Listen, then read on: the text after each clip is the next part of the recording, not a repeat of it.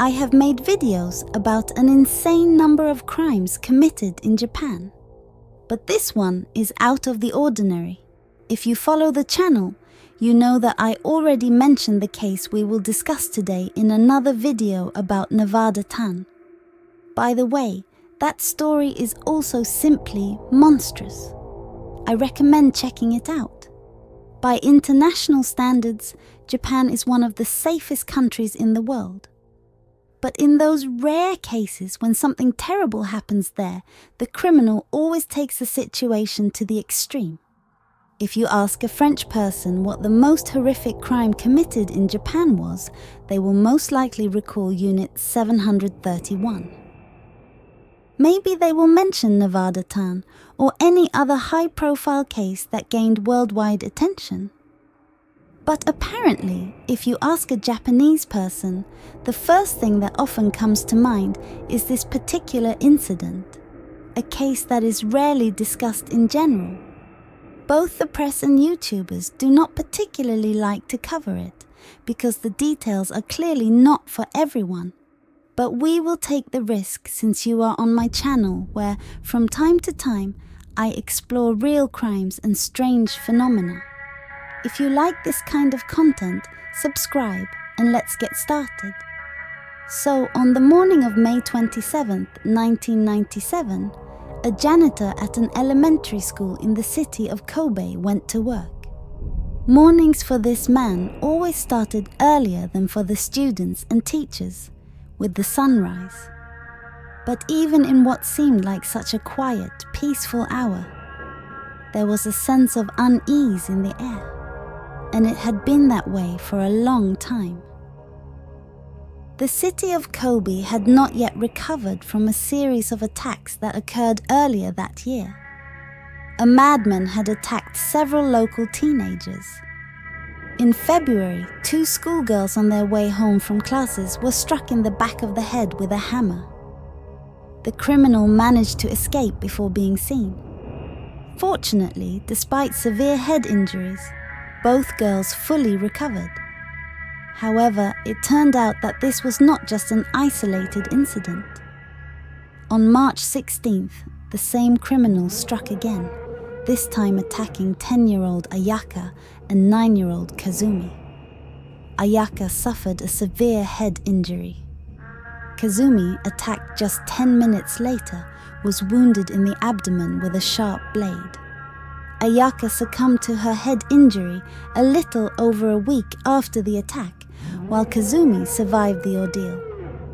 The attacker's blade stopped just short of severing the vertebral artery. Unlike the other victims, Kazumi managed to get a good look at the man's face. Detectives immediately realized that the same person was responsible for all 4 attacks. Near the scene of each incident, he left his calling card: the mutilated bodies of animals.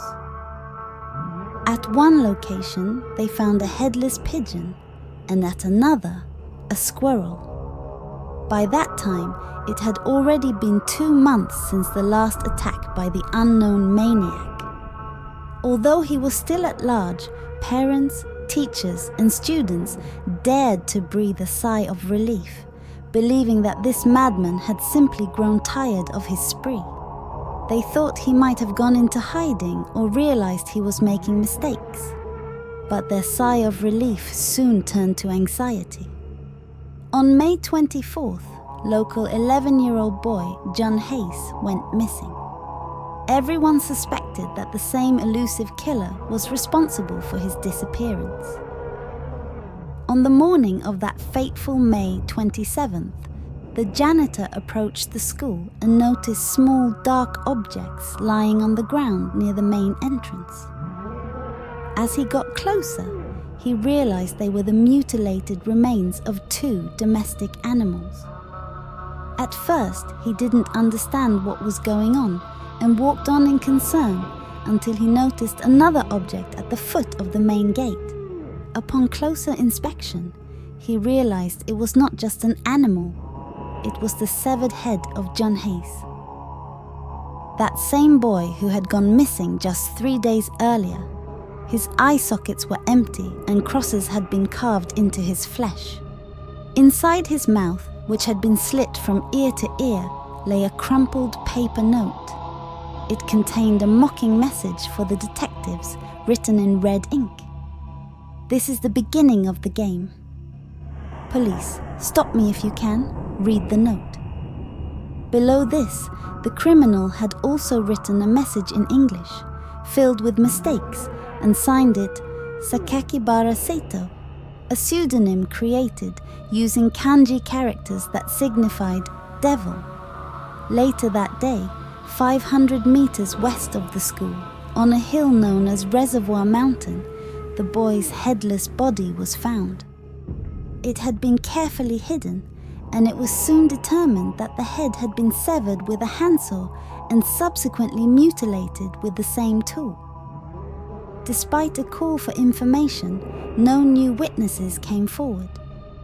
Nevertheless, newspapers and TV channels speculated that the criminal was likely a man aged 30 to 40 years with a very strong build.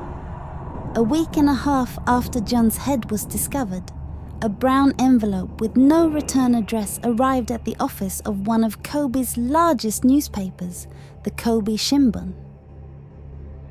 Inside was a letter written by someone claiming to be the killer. He said he was staking his life on this game. If he were caught, he would likely be hanged. The police needed to be more sensitive and persistent in their pursuit. Only when I commit violence am I freed from the constant hatred and find peace. Only when I cause pain to someone else do I ease my own.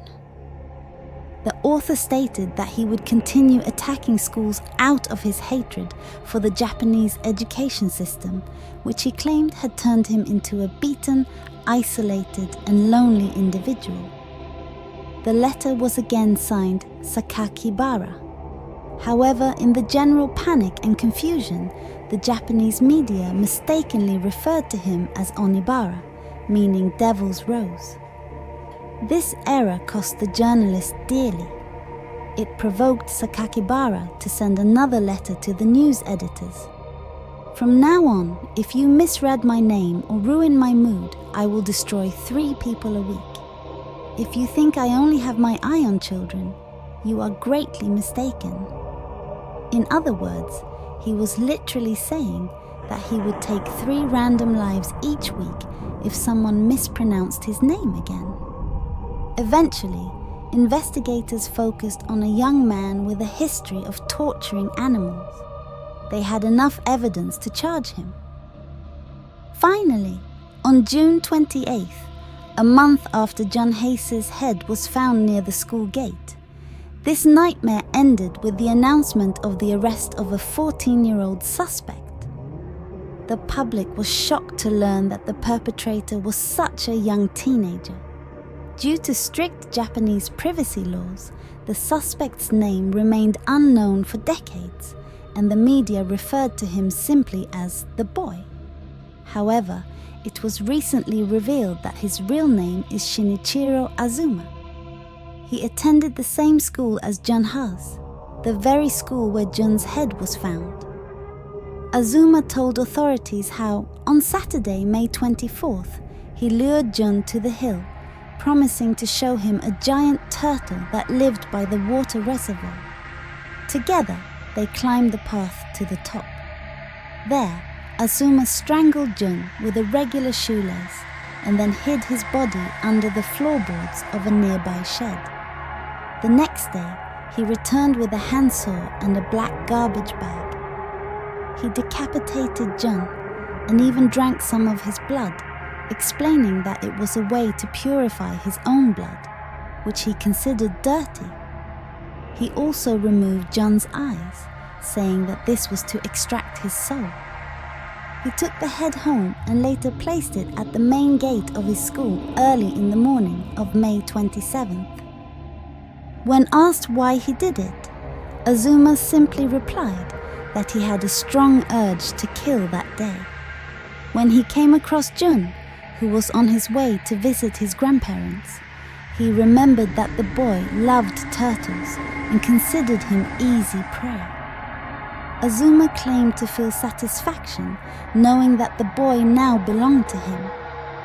The reasons that led him to leave the head near the elementary school were twofold. First, it was a diversionary tactic.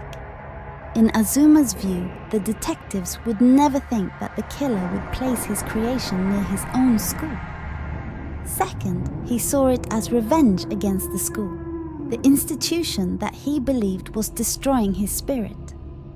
During his interrogation, Azuma not only confessed to killing Jun, but also admitted that he was the one who attacked the 4 schoolgirls earlier that year, including Ayaka Yamashita, who died from her injuries. Speaking about Ayaka, Azuma wrote the following in his diary. Today, I conducted a special experiment to confirm how fragile human beings are.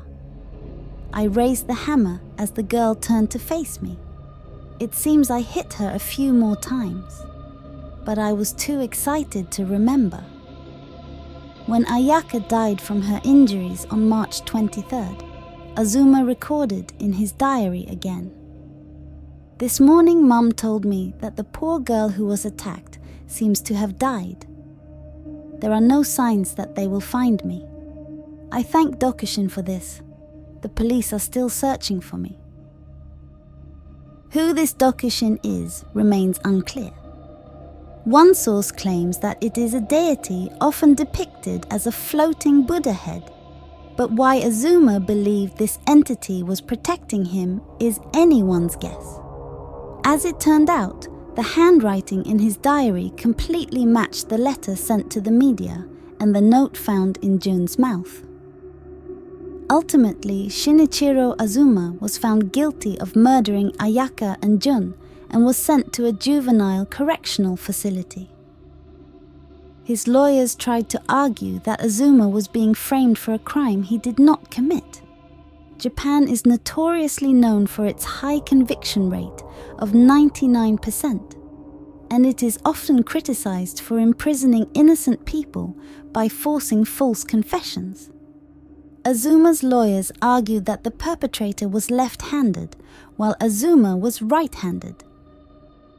Additionally, the person who wrote the notes to the media used complex figures of speech and intricate kanji, indicating that they were well-read and intelligent. They contended that Azuma, who was an average student at best, was not smart enough to have written them.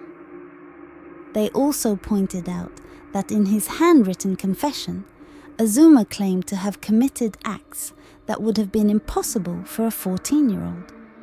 These claims by Azuma's lawyers prompted his own mother to visit him in prison and ask him face to face if he was truly guilty of the crimes he was convicted of.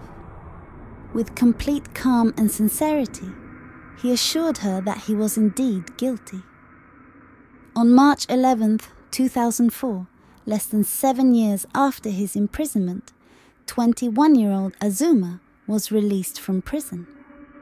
After his release, Azuma published a memoir about the 1997 murders.